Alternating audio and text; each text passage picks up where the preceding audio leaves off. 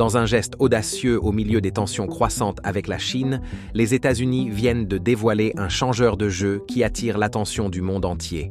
Ce changeur de jeu n'est pas un drone ordinaire. C'est une véritable puissance qui est sur le point de dominer les cieux.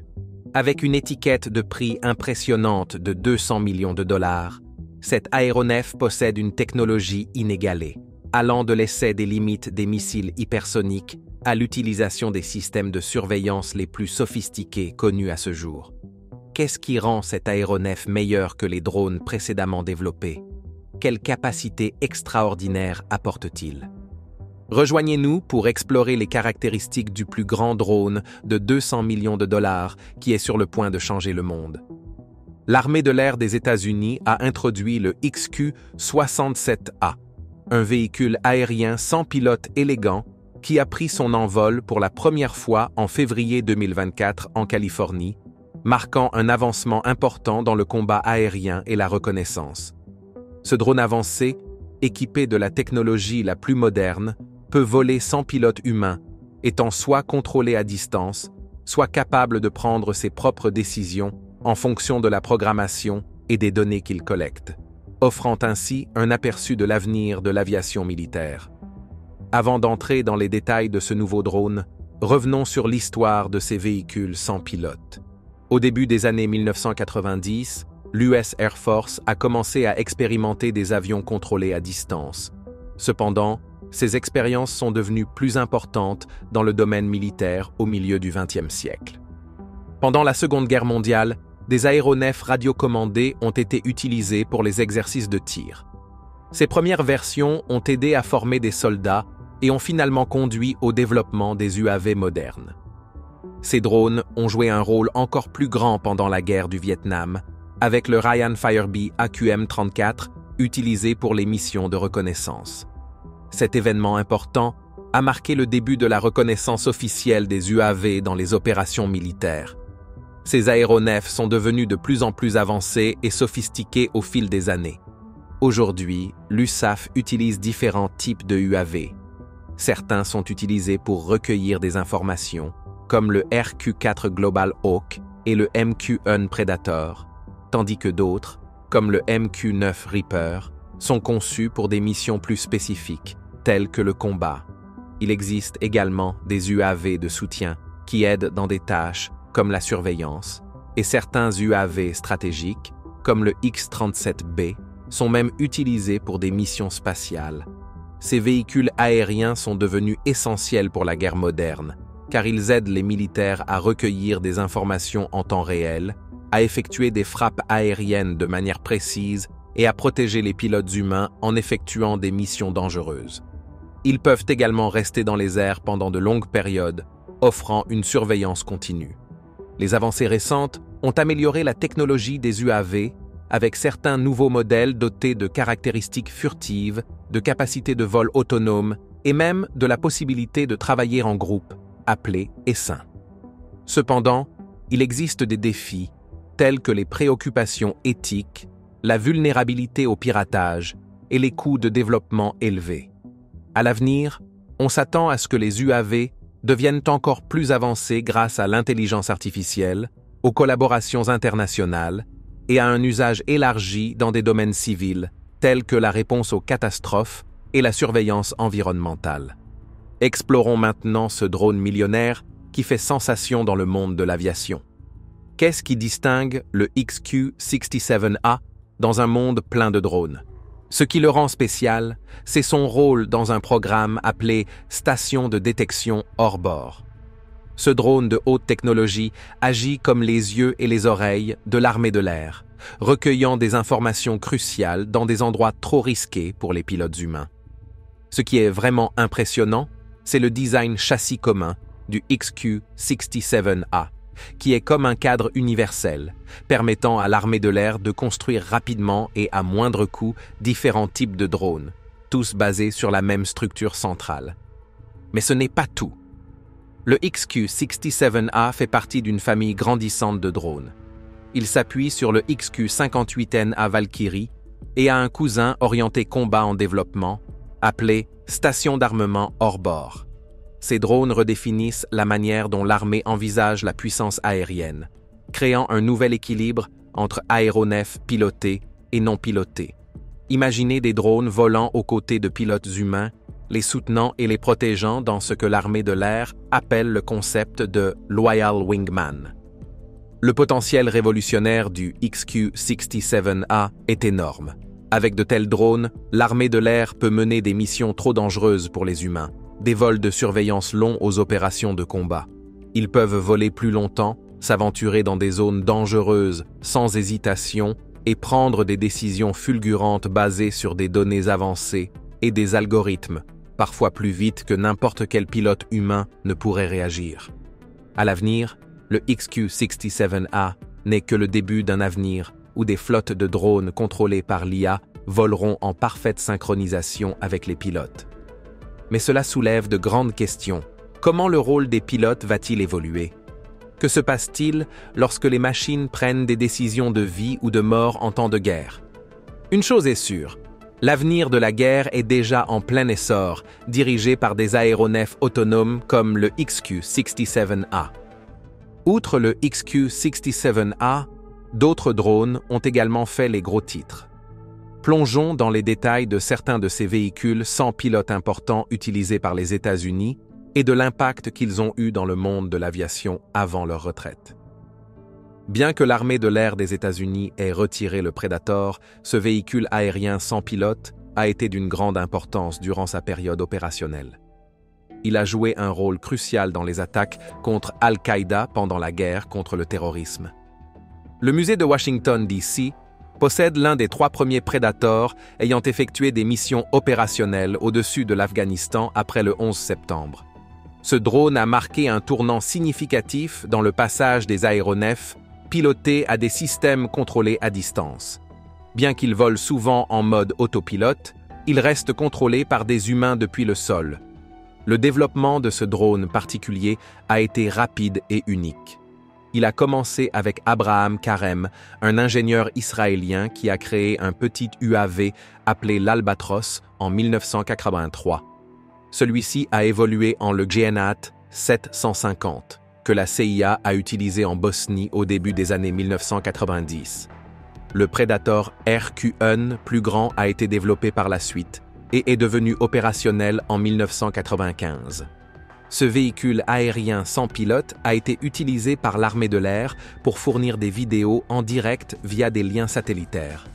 Pour le rendre encore plus impressionnant, il a été mis à jour pour inclure un laser pour guider les bombes et, en l'an 2000, il a également été armé de missiles Hellfire pour localiser Oussama Ben Laden en Afghanistan.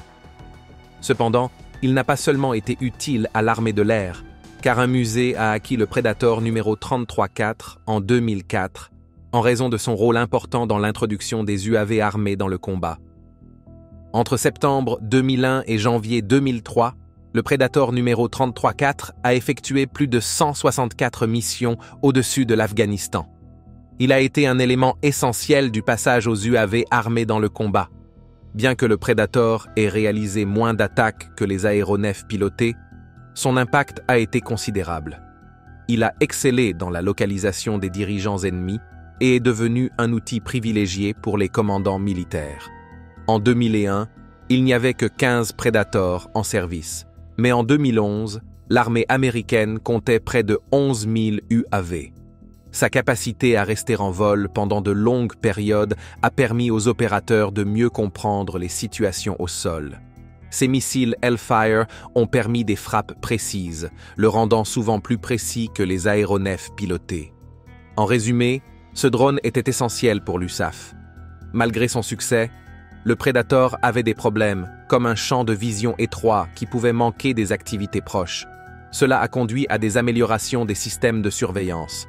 Cependant, la production du Predator a pris fin en 2011 et il a été progressivement remplacé par des modèles plus avancés comme le MQ-9 Reaper et le RQ-4 Global Hawk. Maintenant, examinons d'abord les détails du Global Hawk. Cet aéronef de surveillance qui a été introduit en 2001 est actuellement utilisé par l'US Air Force pour des missions à haute altitude et de longue durée. Il aide à recueillir des informations importantes pour soutenir les opérations militaires à travers le monde. Ses capacités de surveillance avancées permettent un ciblage plus précis des armes et une meilleure protection des forces amies. Cependant, le coût du programme a augmenté, ce qui a conduit à la réduction du nombre d'avions prévus de 63 à 45. En 2013, il a également été proposé de retirer 21 des modèles Block 30 utilisés pour le renseignement des signaux. Les 10 premiers Global Hawks ont coûté 10 millions de dollars chacun en 1994, mais en 2001, le prix avait grimpé à 79 millions de dollars, et en 2013, il était de 130 et 1 million de dollars. La marine américaine a créé une version pour la surveillance maritime, appelée le MQ-4C Triton. À partir de 2022, l'USAF prévoit de retirer ses Global Hawks d'ici 2027. Qu'est-ce qui a conduit au développement du Global Hawk? Voyons cela. Dans les années 1990, l'armée de l'air avait les yeux rivés sur des avions espions sans équipage et a investi des ressources dans leur production. L'un d'eux était le furtif Lockheed Martin RQ-3 Darkstar et l'autre était le Global Hawk. Mais en raison de réductions budgétaires, ils ont dû en garder un seul. Ils ont choisi le Global Hawk en raison de ses avantages. Il pouvait voler plus loin et transporter plus. Le Global Hawk a volé pour la première fois le 28 février 1998 à la base aérienne d'Edwards, en Californie. Les 7 premiers avions ont été construits pour tester la conception et voir ce qu'ils pouvaient faire. Ces avions ont rapidement été envoyés au Moyen-Orient, là où l'armée en avait besoin, notamment pendant la guerre en Afghanistan. Même avant qu'il ne soit totalement prêt, le Global Hawk est passé en production. 9 modèles Block 10 ont été fabriqués, certains envoyés à la marine et d'autres utilisés en Irak. Le dernier Block 10 a été livré en juin 2006. Ces drones sont assez uniques. Ils peuvent voler pendant jusqu'à 30 heures d'affilée, couvrant jusqu'à 40 000 km² de terrain par jour. Puisqu'ils volent plus haut que les avions classiques, ils ne s'usent pas aussi rapidement. Son système de capteurs Raytheon comprend un radar, des capteurs électro-optiques et infrarouges qui peuvent travailler ensemble pour recueillir des images détaillées. Le radar peut même suivre des cibles en mouvement et envoyer leur position et leur vitesse à l'équipe au sol. La caméra du Global Hawk peut repérer des objets aussi petits que 12 pouces à 20 km d'altitude.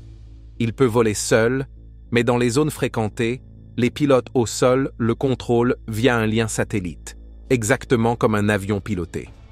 L'équipe au sol comprend l'élément de contrôle de mission pour la planification et le traitement des images et l'élément de lancement et de récupération pour le décollage et l'atterrissage. Ces unités au sol peuvent être situées à différents endroits, connectées par satellite et antenne pour la communication avec le drone. Il porte un système de capteurs appelé Hughes Integrated Surveillance and Reconnaissance.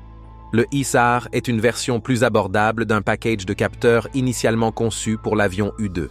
Il est également utilisé sur d'autres aéronefs comme le RC-7B de l'armée américaine et est vendu à l'international.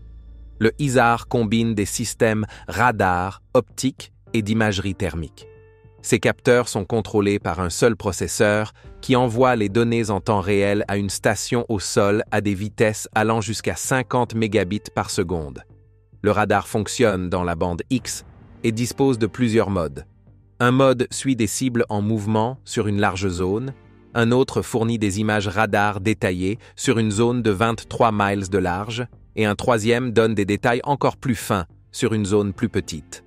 En 2006, l'USAF a testé des améliorations du Global Hawk, notamment un processeur SIGINT sensible et un nouveau système radar appelé MPRTIP, axé sur l'amélioration de la surveillance. En 2014, le Global Hawk Block 40 a effectué sa première mission pour améliorer la surveillance maritime, suivant des navires à l'aide d'un nouveau système radar appelé Maritime Mode. Ce système comprend 2 radars qui travaillent ensemble pour suivre les navires en mouvement et capturer des images radar de ceux-ci. Plusieurs années plus tard, Northrop Grumman a également ajouté un radar météorologique au Global Hawks pour fournir des informations météorologiques en temps réel. Ce radar aide les pilotes à détecter les tempêtes, la turbulence et d'autres détails météorologiques. L'installation du radar a été achevée à la fin de 2019. Les capteurs de lumière visible et infrarouge du Global Hawk font partie du même système, utilisant des optiques partagées pour capturer des images détaillées en gros plan. Il peut également transporter un package SIGINT optionnel pour recueillir davantage de renseignements sur les signaux. Pour améliorer les performances de cet aéronef, le design a été modifié, lui donnant un nez plus long et des ailes plus grandes. La nouvelle version, appelée Block 20, pouvait transporter jusqu'à 3000 livres d'équipement. Le premier Block 20, qui était le 17e Global Hawk construit, a été présenté en août 2006. Il a effectué son premier vol en mars 2007 et les essais ont continué jusqu'en 2008. La marine a également acheté 2 Global Hawks Block 10 pour tester leur capacité à surveiller les mers. Ces avions faisaient partie du programme de démonstration Global Hawk Maritime.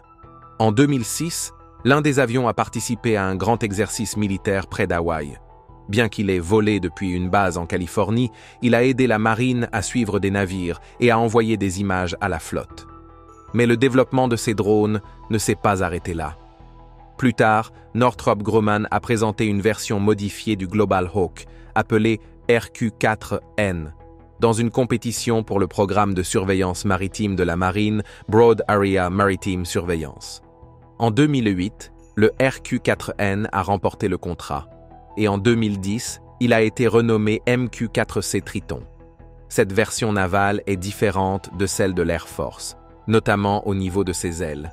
Le Triton peut voler jusqu'à 50 000 pieds pour scanner de vastes zones, mais peut également descendre à 10 000 pieds pour observer de plus près les cibles.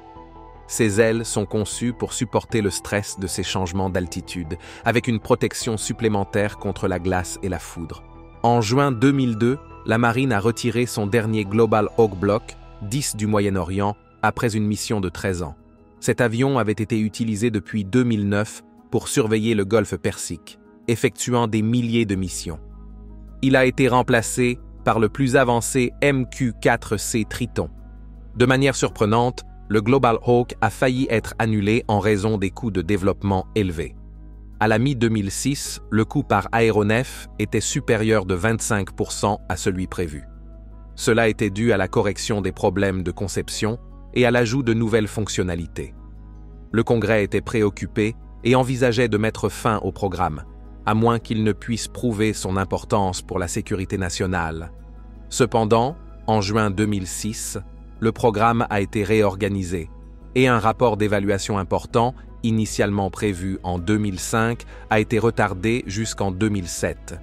Le plan de produire 54 Global Hawks a été prolongé jusqu'en 2015. En 2011, l'Air Force a décidé de réduire son plan d'achat de 22 Global Hawks Block 40 à 11 pour économiser de l'argent. La même année, un rapport indiquait que le Global Hawk n'était pas assez fiable. Néanmoins, le secrétaire à la Défense a déclaré que le Global Hawk était essentiel pour la sécurité nationale, affirmant qu'il coûtait 220 millions de dollars de moins par an à exploiter que l'avion espion U-2 et pouvait transporter plus de capteurs à la fois. Cependant, en 2012, le Pentagone a décidé d'arrêter l'achat de la version Block 30 car elle était plus coûteuse et avait des capteurs moins performants que l'U-2. Cependant, il prévoyait d'acheter davantage de Global Hawks Block 40.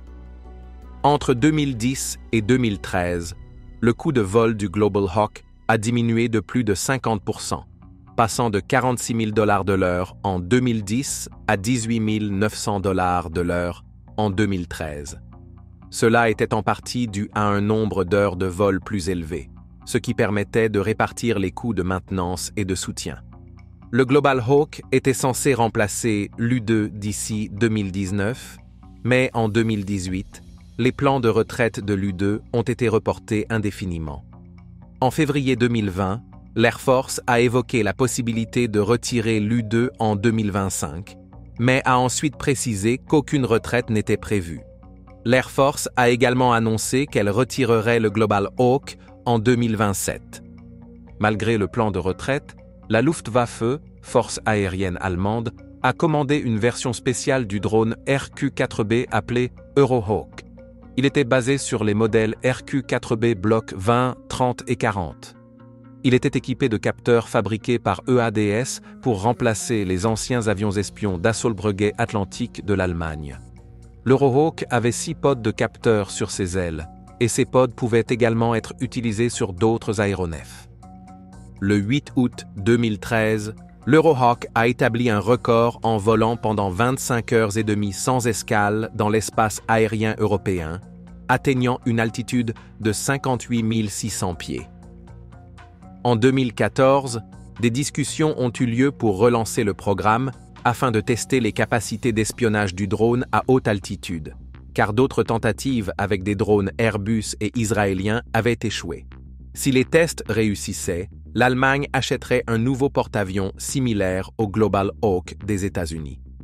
L'Allemagne envisage également d'utiliser les équipements de capteurs de l'Eurohawk sur le MQ-4C Triton de la marine américaine, qui répond aux normes de certification de l'espace aérien. En mars 2021, il a été annoncé que l'Allemagne prévoyait d'exposer le seul Eurohawk, le RQ-4E, au musée de l'histoire militaire de la Bundeswehr d'ici 2022. Le président Obama a approuvé un budget pour explorer si les capteurs avancés de l'avion espion U-2 pouvaient être utilisés sur le drone RQ-4. Northrop Grumman a installé avec succès 2 systèmes clés de l'U-2, la caméra à barres optiques et le système de reconnaissance électro-optique Senior Year sur le RQ-4 à l'aide d'un adaptateur de charge utile universel. Ce test a montré que tous les drones RQ-4 pouvaient être mis à jour de la même manière. Northrop Grumman et l'US Air Force ont décidé de tester 2 drones RQ-4B avec des capteurs UPA et U-2. La mise à niveau comprenait des fixations d'adaptateurs, un nouveau capot et des mises à jour logicielles, permettant d'installer des capteurs pesant jusqu'à 1200 livres sous le drone. Northrop Grumman visait également à installer le capteur multispectral MS-177, qui dispose de meilleures optiques et d'une fonction rotative pour augmenter le champ de vision de 20%. Raytheon a créé un système de protection autonome pour le Global Hawk, appelé AN/ALR-89, qui comprend des récepteurs d'avertissement radar et laser, un système de brouillage et des leurres pour protéger le drone. Bien que le Global Hawk ne soit plus utilisé en combat, il aide désormais le département de la Défense à tester des missiles hypersoniques dans le cadre du programme Skyrange. En utilisant des drones au lieu de navires qui prennent plus de temps à préparer, les tests de missiles peuvent avoir lieu plus fréquemment. Le Global Hawk, désormais appelé Range Hawk, a été adapté pour suivre les missiles et a déjà soutenu plusieurs tests de missiles au-dessus des océans Atlantique et Pacifique. Merci d'avoir regardé. Tant que vous êtes encore là, cliquez sur le lien à l'écran pour découvrir une autre de nos vidéos. À bientôt.